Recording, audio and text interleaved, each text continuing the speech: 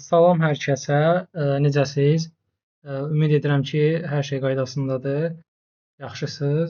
Bugünkü dərsimizdə mən sizə Linux sistemlərində tapşırıqların planlaşdırılması, yəni ingiliscə desək, scheduling tasks mövzusuna toxunacağıq, baxacağıq bir yerdə. Gəlin indi isə dərsə başlayaq. Təkcə bu gün bu mövzu haqqında danışmayacağam. Bu mövzu əslində kiçik bir mövzudur. Bu gün həm də deməli managing partition mövzusuna da biz baxacağıq. Yəni partitionların idarə olunması mövzusuna da baxacağıq, amma bu mövzu haqqında mən bu gün tam danışmayacağam. Bu gün part 1 olacaq həmin mövzu haqqında. Part 2 isə gələn dərsdə olacaq və həmin dərsdə həmin mövzu haqqında daha ətraflı, daha geniş danışacağam, izah edəcəyəm. İndi isə keçək bugünkü dərsə. Bugünkü dərsdə mən ilk öncə sizə deməli Cronedy və Atti servisindən danışmaq istəyirəm. Deməli, yoldaşlar, Linuxda sistemlərin tapşırıqların planlaşdırılması əsasən Cronedy və Atti servisləri vasitəsilə həyata keçirilir. Yəni, belə deyək də, yəni mən bir işi sistemə necə deyə bilərəm ki, sən get bunu müəyyən bir vaxtda bunu elə. Bax, bu işi Cronedy servisi və Atti servisi yerinə yetirir. Gəlin ilk öncə Cronedy servisinə və crontabın nə olduğuna baxaq. Cronedy bildiyiniz kimi Cronedy-nin DC Diamond-dır. Diamond-da keçən dərsdən bildiyimiz kimi Diamond joblar adlanır. Yəni belə deyim də, əgər servislərin işləməsi zamanı əmələ gələn proseslərə Diamond joblar deyilir. Həmin bu da Cronedy-də həmin Cronedy servisindəki D hərfi də orada Diamond-dan gəlir. Yəni bir Linux-da işləyən bir xidmət, yəni bir servisdir. Onun işi odur ki, biz sistemə əvvəlcədən demişik ki, bu əmri sən get bu vaxtda icra elə. Cronedy də gəlib onu o vaxtda tam-tamına bizim təyin elədiyimiz o vaxtda crontabda yazdığımız vaxtda gedir, icra edir. Elə bir ki, yoldaşlar, siz özünüzə bir dənə köməkçi təyin eləmisiniz və ona deyirsən ki, sən get, gecə saat 3-də, misal üçün, filan faylın backup'ını çıxart. O da gedir, sən yatanda, sən yatdığın zaman, o da gedir sənin işinə, sənin əvəzinə o işi görür. Gecə saat 3-də gedir, o faylın backup'ını çıxarır. Bu işləri biz crontab vasitəsilə edirik. Crontabın mən ilk öncə sizə strukturunu göstərim. Burada mən hazır açmışam sizin üçün. Crontabın yazılış strukturu belədir. Burada ilk öncə 5 dənə ulduz görürsünüz. Bu 5 dənə ulduzun hər birinin bir mənası var. Birinci ulduz dəqiqəni ifadə edir. İkinci ulduz saatı ifadə edir. Üçüncü ulduz ayın gününü. Dördüncü ulduz hansı ayı yazacaqsa o ayı ifadə edir. Yəni o ayı göstərir. 5-ci ulduz isə həftənin günlərini göstərir. Yəni biz bura nə yazsaq, hansı vaxtı yazsaq, o vaxtı gedib icra olunacaq və sonda bu ulduzlardan sonra da icra edəcəyimiz komandanı yazırıq. Deməli, əgər biz istəsək ki, həftənin hər günü, hər ay və hər gün və hər saat olsun atıram saat, hər saatın da olsun 30-cu dəqiqəsi, bura 30 yazsaq, yəni hər gün, hər ay, hər saat və hər saatın da 30-cu dəqiqəsində hər hansı burada bir komanda yazsam, bu ulduzlardan sonra gedib o işi yerinə yetirəcək. Misal üçün, bura mən 0, 3 dənə ulduz, sonra da burada root backup nöqtə misal üçün sh skripti olsa, bu o deməkdir ki, hər gecə saat 3-də sən get bu backup skriptini işə sal və bu backup skripti sayəsində də mənim backupım alınmış olunacaq. Gəl indi göstərim sizə yoldaşlar. İlk öncə ChronoD servisinin bizdə olub olmadığını yoxlamaq üçün systemctl status ChronoD yazırıq və görürük ki, bizdə aktivdir hal-hazırda. Bu isə o deməkdir ki, bizdə ChronoD servisi var. İndi isə yoldaşlar, crontabın necə yazıldığına baxaq. Mən indi hal-hazırda root userdəyəm və default olaraq mən hansı userlə girmişəmsə, crontab -e, yəni edit, yəni eni bassam, həmin hansı userdəyəmsə, o user üçün mən crontab yazmış olacam. İndi də mən root userdə olduğum üçün crontab -y yazsam və enter bassam və belə bir səhifə açılır və biz orada öz crontabımızı yaza bilərik. Gəlin sadə bir crontab yazaq. Yazaq ki, gəlin yoldaşlar belə bir şey yazaq. Hər 2 dəqiqədən bir, bunu necə yazırıq yoldaşlar? Birinci ulduz dediyimiz kimi dəqiqəni göstərirdi. O zaman ulduz yazırıq və ulduzdan sonra /2 yazsaq, bu o deməkdir ki, hər 2 dəqiqədən bir indi və bizim yazacağımız komandanı icra eləsin. Sonra ikinci ulduz, yəni saatı göstərir. Hər saat, hər gün, hər ay və həftənin hər günü getsin. Nə eləsin yoldaşlar? Deyəlim ki, bir dənə olsun, yazsın, echo komandası olsun və bu echo komandasında içində hər 2 dəqiqədən bir salam dostum, necəsən yazsın. Və bunu hara yazsın? Rootun altında yazsın my crontab file. My crontab file.txt faylının içinə yazsın. Belə bir şey yazırıq yoldaşlar. Ondan sonra və bunu save eləyib çıxırıq. Bundan sonra yoldaşlar biz root useri üçün hər hansı bir crontab yazdıq. Ümumiyyətlə yazılan crontaba baxmaq üçün crontab -l yazdıqda biz cari user üçün, yəni hal-hazırda qoşulmuş olduğumuz user üçün mövcud olan crontabı göstərir və biz else etsək, gəlin bunları silək.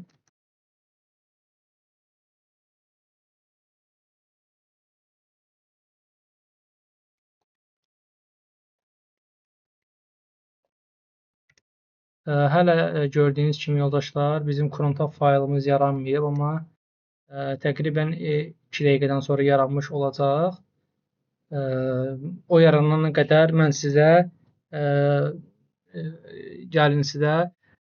cari user üçün yox, hər hansı sistemimizdə olan hər hansı bir user üçün crontabın necə yazıldığını göstərim. İlk öncə baxaq görək bizdə hansı userlər var. Cat etc password. Bizdə burada Magnus useri var. Gördüyünüz kimi biz bu userdən istifadə edə bilərik. Bu arada Magnus Carlsenə də buradan salam olsun. Tanıyanlar bilir kimdir. Baxaq görək, hələ də yaranmayıb, amma yaranacaq.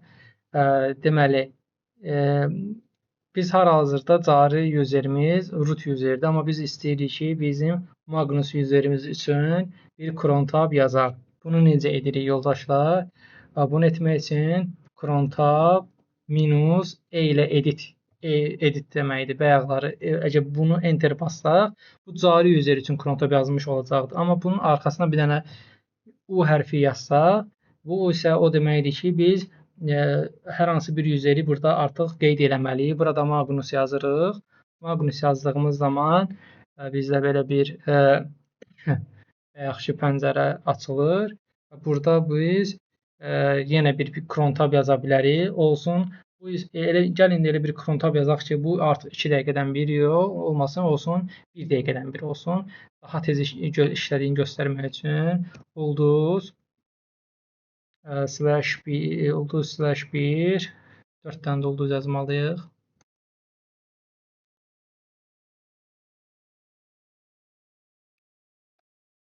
Sonra bu səfər fərqli bir komanda yazaq, yoldaşlar. Belə bir komanda yazaq. Echo date olsun, vaxtı göstərsin. Bu arada mən orada bir şey unutdum. Bunu yazım deyəcəm, mən orada nəyi səhv eləmişəm. Ona görə cron-tabımız işləmirdi. Echo belə yazdıqdan sonra bunu hara yazsın? Bu işarəni qoymaq lazım. Bu işarəni ya da ki bu işarəni. Bu işarələrin dəfə arasında olan fərqi yəqin ki bilirsiniz. Biri override eləyir, biri isə altına yazır, yəni append eləyir. Bu appenddir, bu isə override'dir. Biz amma append istəyirik. Append olsun və hara olsun? Home Magnus. Home Magnus'un altında olsun. cron-tab Magnus faylı olsun. Exe faylı və bunu save eləyək yoldaşlar. Ondan sonra cron-tab minus L ilə biz baxırdıq ki, cari üzərdə hansı cron-tab yazılır. Amma hər hansı bir üzərə baxmaq üçün arxasına U hərfi atır və bura Magnus yazırıq. Və Magnus yazdığımız zaman Magnus üzəri üçün hansı cron-tabın aktiv olduğunu görürük. İndi birazdan bu işləyəcək, amma bizim hələ də görürsünüz ki, bayaq yazdığımız cron-tab işləmirdi daha doğrusu. Bununsa səbəbi orada biz bir işarəni unutmuşuq. O işarəni yazmadığımıza görə hələ də bizim cron-tabımız çalışmır. Gəlin onu düzəldək. Cron-tab minus E yazaq. Burada yoldaşlar biz append işarəsini qoymamışıq.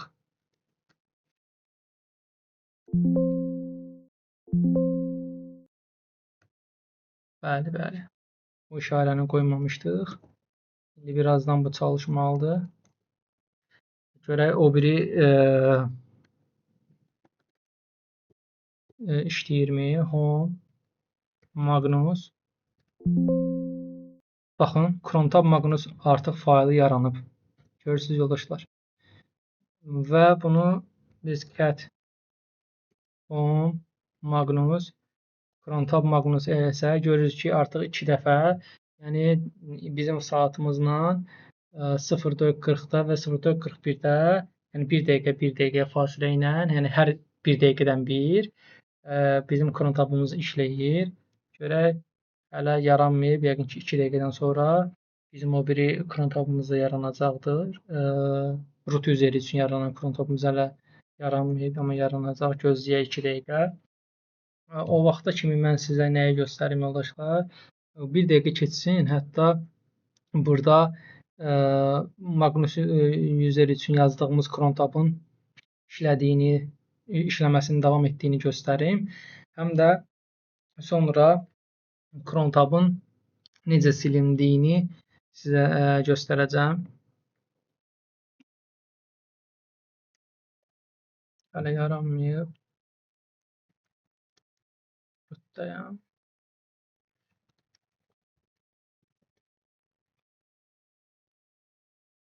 Hər şey düzgündür, düzgün yazmışıq.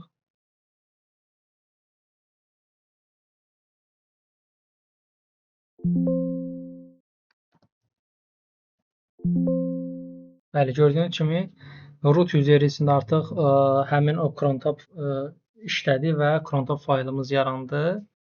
Bunu da cat my cron-tab eləsək, burada salam dostum necəsən yazısını görə bilərik. Və hətta biz burada Magnus üçün yazılan cron-tabın da işləməsinin davam etdiyini görə bilərik. Gəlin indi sizə cron-tabın necə silindiyini göstərim yoldaşlar. Cron tabı silmək üçün cron tab -r komandasından istifadə olunur. Gəlin ilk öncə cari user üçün yazılan cron tabın necə silindiyinə baxaq.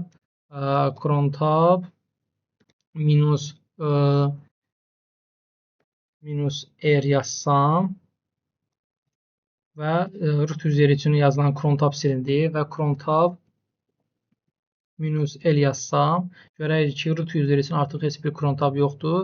Əgər mən cron tab -l u Magnus yazsam, Magnus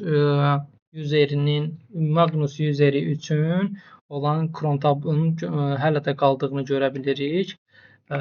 Əgər biz bu cron tabı silmək istəsək, cron tab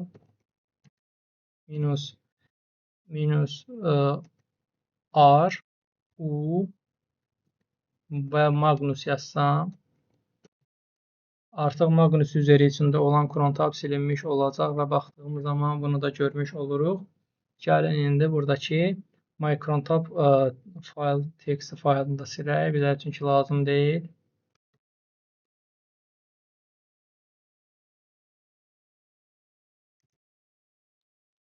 Hətta girək bura.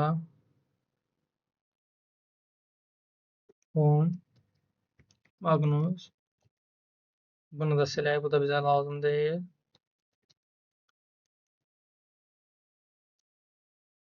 Yoldaşlar, bir də cron tab haqqında nəyə danışdım mən sizə? Belə deyim də, ümumiyyətlə mən necə istifadə edirəm? Hər gün gecə sistemin kəşlərini təmizləyən mənim bir skriptim var. Onu bir dəfə cron taba yazıram və o mənim heç vaxt yadımdan çıxmır da. O cron tabda olduğu üçün mənim yadımdan çıxsa belə cronid servisinin heç vaxt yadımdan çıxmır və cronidin gözəlliyi odur ki, sən onu bir dəfə yazırsan və o daimi işləyir. Yoldaşlar. Bundan başqa gəlin sizə bir şey də göstərim. CD etc-nin altında cron nöqtə yazsaq, burada görürsünüz yoldaşlar, cron daily var, cron hourly var, cron monthly var, cron weekly var. Bu isə günlük, saatlıq, aylıq və həftəlik yazılan cron tabları biz bu folderlərin içində yazırıq. Hər hansı bir skript yazıb bunun içinə atırıq. Məsəl üçün bu hər gün işləyir, bu hər saat, hər ay, hər həftə işləyir. Bundan başqa bir də @di servisi var. Taskları schedule eləməkdən ötürü. Amma @di servisi ilə cronid servisi arasında fərq var. Cronid servisi təkrarlanan taskları, yəni daha doğrusu daim icra oluna bilən taskları icra eləmək üçündür. Amma isə @di servisi isə yalnız bircə dəfə istifadə olunacaq taskların yerinə yetirilməsi zamanı istifadə olunur. Yəni belə deyim, bəzən elə olur ki, biz bir tapşırığı bir dəfəlik, məsələn, bu gün saat atıram 18:00-da yerinə yetirmək istəyirik. Məhz bu saatda ət komandası işə düşür və həmin işi bizim üçün yerinə yetirir. Gəlin onun da necə işlədiyini göstərim yoldaşlar. Onu yazmaq üçün yazıram. Gəlin 18:00 yazmayaq, yazaq 16:49 olsun. 16:49-da neynəsin? Hansı komandanı icra eləsin? Onu yazmalıyıq. Gəlin sadə bir echo yazaq. Yazaq ki, yoldaşlar, bu əmr saat 16:49-da icra edilmişdir. Belə bir şey yazaq və Enter-i basaq. Biz buradan çıxmaq istəyirik. Buradan çıxmaq üçün Ctrl-D düyməsini basırıq. Və ətli komandası ilə artıq bir taskımızı yazmış olduq və biz ətli komandası ilə yazılan tasklara necə baxa bilirik? Bunun üçün isə @q komandası var, yoldaşlar.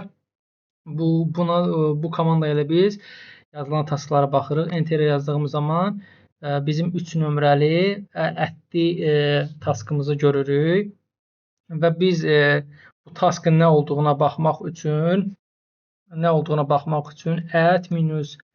-c, yəni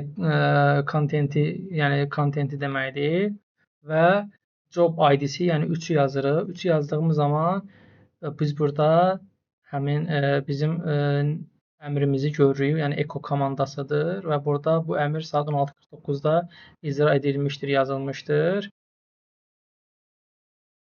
Amma yoldaşlar, biz burada bir səhvə yol verdik. Biz bunu sadəcə yazdıq, amma bu har yazılacaq, bunu qeyd eləmədik. Gəlin belə bir tapşırıq yazaq. Yəni buradan çıxaq. Ətq yazaq. 16:50 olsun. Gəlin belə bir komanda yazaq, yoldaşlar.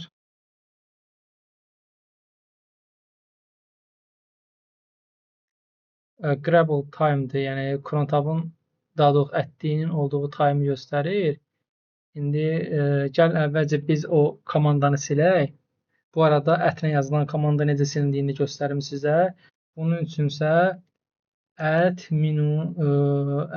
rm komandası var və rm və həmin o taskın ID-sini yazırıq. Bununla da silinir. Gəlin baxaq, xəritə @q yazaq. Deyəsən silinib. Yoxdur, artıq hal-hazırda işlədi və bitdi. Ət yazaq. Niyə olmadı?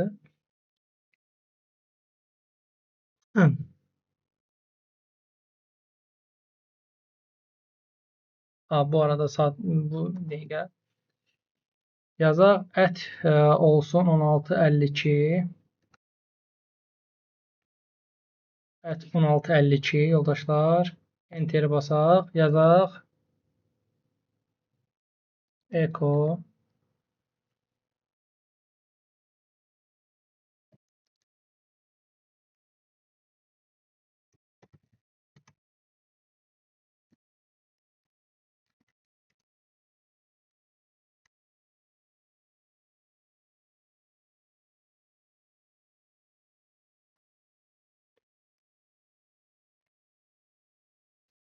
və bunu ötürək hara? Rootun altında olsun @task.txt. Ctrl-D eləyək, çıxaq.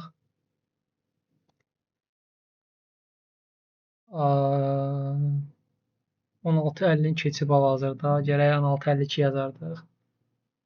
16:52-də yoldaşlar, deməli, belə biz yazdıq ki, 16:52-də belə bir komanda icra olunsun ki, echo yazsın.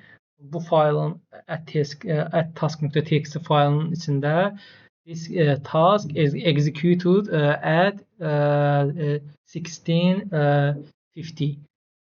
Yəni bu tapşırıq 16:50-də icra olunmuşdur yazısını yazacaq və onu @task.txt faylın içine atacaq. Bir dəqiqədən sonra biz o faylı burada görəcəyik. Hal-hazırda görə bilmirik. Bir dəqiqə sonra və artıq 16:52 idi saat və həmin o faylı cəmi bir dəfə tapşırığı bir dəfə icra elədi və o faylı bizə yaratdı və cat @task.txt yazsaq və həmin o yazını görmüş oluruq.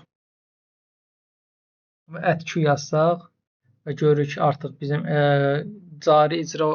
cari siyahıda olan komandamız yoxdur, çünki icra olunub bitib. Bu da belə yoldaşlar, gəlin onu da silim.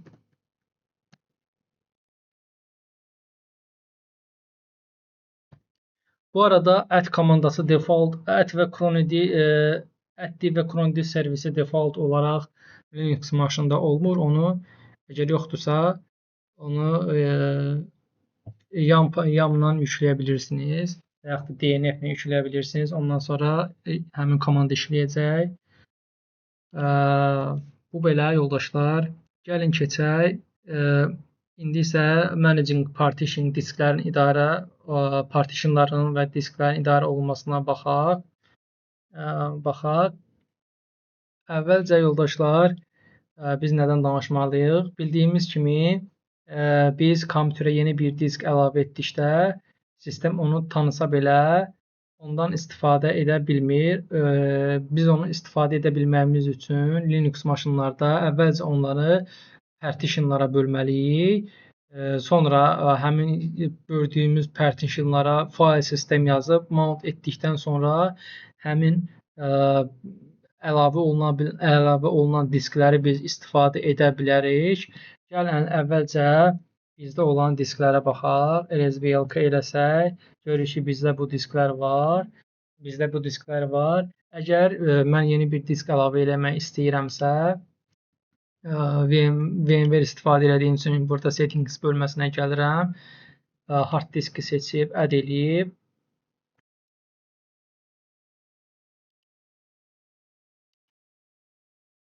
Və burada single file olaraq seçirəm və verirəm 7 GB. Tap olsun 10 GB. 10 GB mən disk verirəm. OK eləyirəm. Və yoldaşlar, burada mən LSBLK eləsəm, mən o faylı, daha doğrusu mən o diski burada görməyəcəm.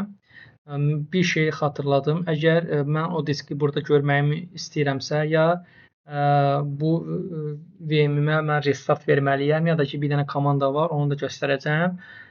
O komandanı icra eləməklə bu icra elədikdən sonra mənim əlavə elədiyim disk burada görsənəcək, amma bu virtual maşının problemidir ya nədir bilmirəm. Real iş mühitində mən yoxlamışam. İndi göstərəcəyim komandanı verdikdən sonra hər hansı bir storage-dən VM-ə disk əlavə etdikdən sonra həmin o komandanı verdikdə o gedir, skan eləyir diskləri və həmin o əlavə olunan diski tapır, göstərir.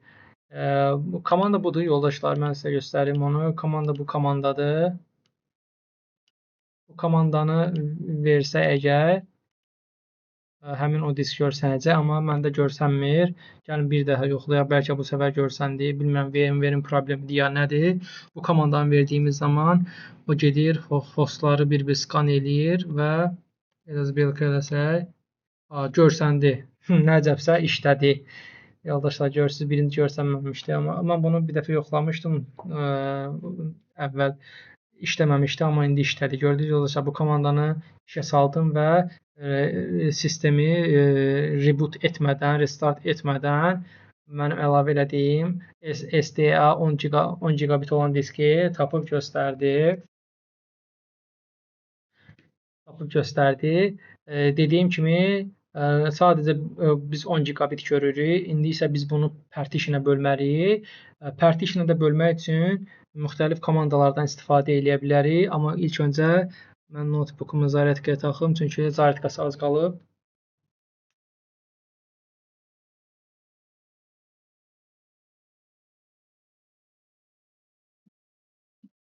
Aha.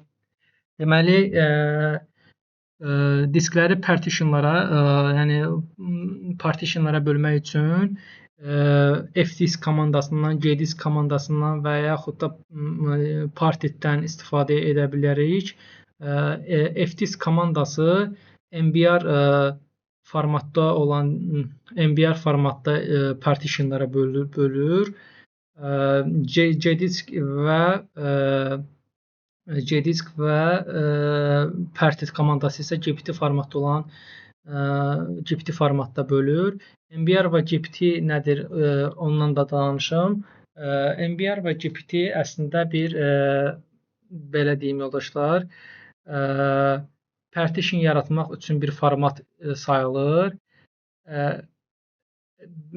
Belə deyim, MBR biraz köhnə texnologiyadır yoldaşlar. Burada 2 TB-dan yuxarı 2 terabayta qədər, daha doğrusu disk yaratmaq lazımdırsa MBR ilə yarada bilirik. GPT isə 2 terabaytdan yuxarı 2 terabayt həcmi 2 terabaytdan yuxarı olan disklər yaratdığımız zaman onları partitionlara bölmək üçün istifadə olunur. Və MBR-da 4 dənə əsas partitiona bölmək olar. Amma GPT-də isə bu daha çoxdur. MBR daha köhnədir, MBR daha çox istifadə olunmur, lakin GPT daha çox istifadə olunur. Gəlin indi sizə yoldaşlar və bu arada GPT MBR-dan daha sürətli işləyir. Onu da qeyd edeyim. Fdisk-lə necə bölürük? Fdisk yazırıq. Fdisk yazıb və hansı diski bölmək istəyiriksə onu yazırıq. Enter-i bastığımız zaman belə bir gözəl bir qarşılama Welcome to Fdisk deyir. Və burada M bassaq bizə optionları göstərir ki, çox gözəl bunun qrafikası var, yəni yəni səhifəsi var. Burada hər şey tam ətraflı, detallı yazılıb. Və biz əgər təzə bir partition yaratmaq istəyiriksə, burada N hərfi var. Görürsünüz, add a new partition. N-i basırıq. N-i bastığımız zaman primary yoxsa extended seçmək lazımdırsa onu göstərir. Biz P-ni basırıq ki, primary olsun. Və partitionun nömrəsi 1 seçirik. First sector deyir. 2048 default olaraq qalsın. 2048-dən başlayacaq. Və last sector mən istəyirəm ki, bura mən 2 GB verim. Plus 2G yazsam 2 GB vermiş olacağım. Created a new partition. One type of Linux. Və size-ını göstərir 2 GB. Əgər mən bir dənə də partition yaratmaq istəyirəmsə, yenə N hərfini basıram və yenə primary və 2-ni basıram. Sonra first sector göstərir. Default 41900 deməli 419 deməli nə qədərdir burada? 4.196.352-dən başlayacaq. OK. Və mən buna nə qədər verirəm? Verirəm buna. Bu səfər verək 4 GB verək. 4 verdik və bunu və yaratdığımız partitionlara baxmaq üçün P-ni basırıq. Göstərir ki, dev CDA1 və CDA2 yaradıb. Birinci 2 GB, ikinci isə 4 GB vermişik və bunu save eləmək üçün W-ni basırıq və save olunur. Yəni təmizləyək. LSBLK elədiyimiz zaman diskləri görə bilirik. Burada yaratdığımız bizim 10 GB diski 2 GB-ını SDA1 və 4 GB-ını SDA2 olaraq təyin eləmişik. İndi isə biz istəyirik ki, bundan biz hələ də bu diski istifadə edə bilmirik. Çünki bu diskə biz file sistem verməmişik. File sistem verməmişik. Biz buna file sistem vermək üçün make fs komandası var. Nöqtəni bastığımız zaman, taba bastığımız zaman burada hansı formatlardan istifadə edəcəyimizi göstərir. Hal-hazırda ən çox istifadə olunan ext4 və XFS-dir. Digərləri daha köhnə formatdadır. Mən istəyirəm ki, XFS olsun. XFS və dev SDA1 olsun. Enter-i bastığımız zaman artıq bizim SDA1 diskimiz XFS formatına keçdi.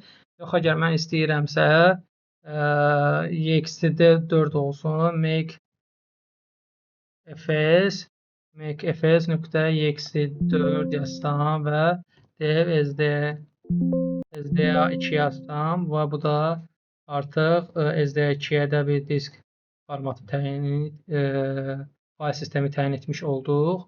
LSBLK eləsək və df h yazsaq biz burada hələ mount eləmədiyimiz üçün biz burada hələ görə bilmirik. Bunun üçün biz iki dənə folder yaratmalıyıq. Biri SDA1 üçün, biri də SDA2 üçün yaratmalıyıq. Make yaradaq olsun. folderin adı olsun SDA elə 1. SDA 1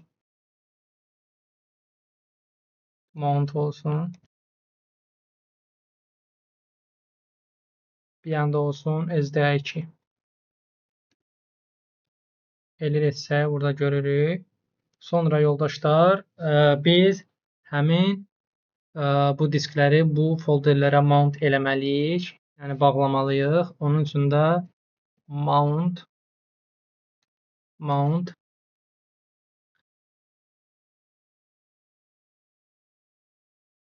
dev SDA1 hara bağlayıram, onu yazıram. Rootun altında SDA1 mount elədim bura. SDA2-ni də gəlin hətta bunu SDA2-ni eləməmişdən qabaq DFH eləyək. Və DFH elədiyimiz zaman biz SDA1 mount SDA1 mount folderin altına mount olduğunu görürük. Və əgər SDA2-ni də SDA2 mount folderin altına mount eləmək istəsək, yenidən DFH eləsək, bunun da mount olduğunu görə bilirik. Və həmçinin LSBLK elədiyimiz zaman diskimizi və onun hara mount olduğunu da biz görə bilirik. Yoldaşlar, bu managing partition hissəsini hələ ki bura kimi danışıram. Burada saxlayıram. Part 2-ni isə növbəti dərsdə daha danışacağam. Çünki orada mövzular daha çoxdur. Mən isə gəlin sizə bəzi anlayışlardan danışım. Birinci, RAID texnologiyalarından danışım. Hansı RAID-lər var? RAID olsun 0. RAID 0 nədir yoldaşlar? RAID 0 odur ki, sənin məlumatını belə deyim də paylayır, yəni bir hissəsini atır bura, bir hissəsini atır bu diskə, belə öz arasında bölür. Sonra RAID 1 var. RAID 1 nədir yoldaşlar? RAID 1 isə daha güvənlidir, çünki sənin məlumatını həm bu diskdə saxlayır, həm bu diskdə saxlayır, yəni belə bölür. Sonra RAID 10 var. RAID 10 da RAID 1 və RAID 0-ın qarşılığından əmələ gəlir. Adətən RAID 10 qururlar. Daha güvənli olması üçün, məlumat itkisinin daha az olması üçün burada gördüyünüz kimi RAID 1 istifadə olunub. 2 dənə elib ki, RAID 1 var və həmin o RAID 1-ləri RAID 0 kimi qurub. Yəni nə deməkdir? Burada A1-lər, A3-lar, A5, A7-lərdir. Burada isə A2, A4, A6, A8-lərdir. RAID 0-da isə A1 buradadır, A2-lər buradadır, A3 buradadır, A4 burada belə, yəni bu şəkildə qurulub. Buna da RAID 10 deyilir. RAID 10 deyilir. Sonra sizlərlə nədən danışım yoldaşlar? Serverlərdən danışım. Ümumiyyətlə rack kabin nədir? Ondan danışım. Data centerlarda rack kabinlər var.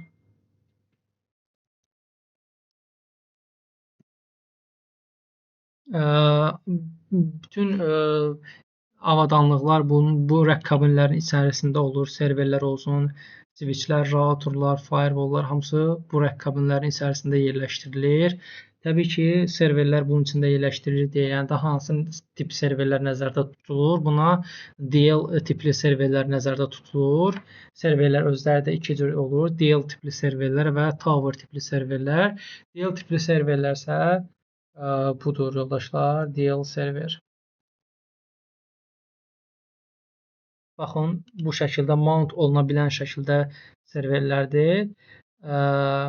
Bəzi serverlər, DL serverlər var ki, onlar daha yüngüldür. Bəziləri elə serverlər var ki, onlar daha ağırdır. Daha ağır olmağının isə səbəbi burada yoxdur.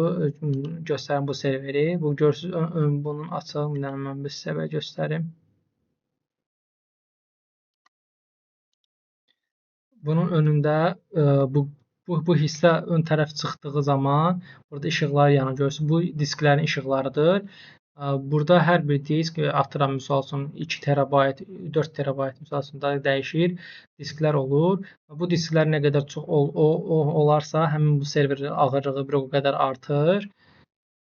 Buna DL tipli serverlər deyilir yoldaşlar. Bir də var Tower tipli serverlər. Baxın yoldaşlar.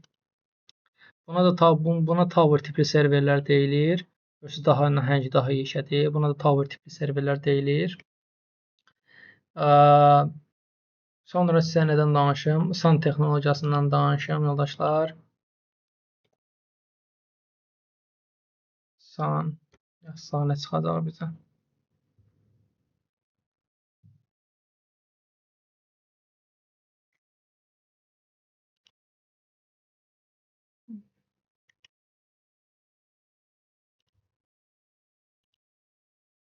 Görürsünüz yoldaşlar. Belə deyim də,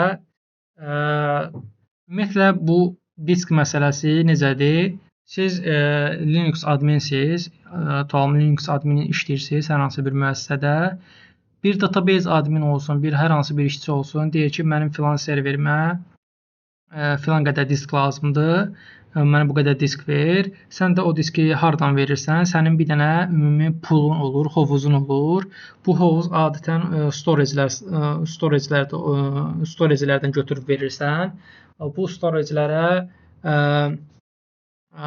ola bilər V7000, V5000, Tripar misal göstərə bilərik. Həmin bu storagelər SAN switchlərə qoşulur və SAN switchlər də həmin serverlərə qoşulur.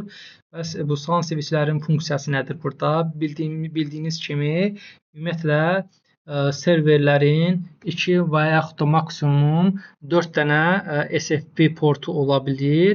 Datalar bildiyiniz kimi yüksək sürətli optik portlardan SFP modulları vasitəsilə ötürülür.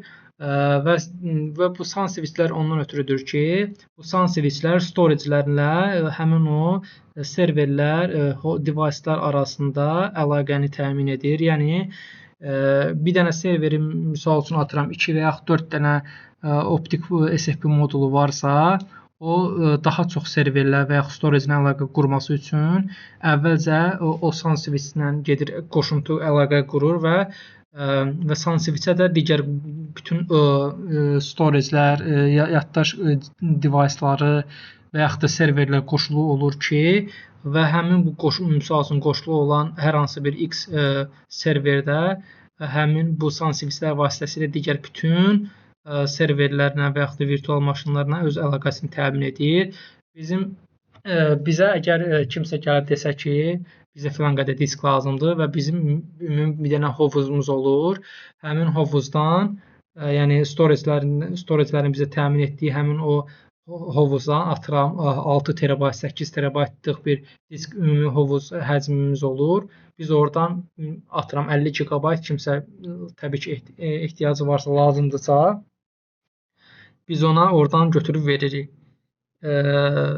Götürüb verdikdən sonra həmin bu komandanı Linux maşınımızda run edirik ki, reboot vermədən həmin onun əlavə elədiyimiz diskimiz görsənsin. Bax, belə yoldaşlar, başqa mən sizə nədən danışa bilərəm? SFP modulu da göstərim və söhbət əsnasında sizə dediyim. SFP modul belə bir moduldur yoldaşlar. Bu modullar taxılı olur SAN switchlərə və həmin o SAN switchlərə də ki, optik portlar taxılır. Digər ucu da gedir, qoşulur hər hansı bir serverə və həmin o SAN switchlər vasitəsilə bu SAN switchlər vasitəsilə məlumat mübadiləsi gedir. Bax, belə yoldaşlar, siz çalışın əsas RAID texnologiyalarını öyrənin. RAID 1 nədir, RAID 5 nədir, RAID 0 nədir, RAID 10 nədir, bunun arasında fərq nədir? Əgər əlinizdə işlədiyiniz iş yerində imkan varsa, test bir server varsa, o test serverin üstündə RAID qurun.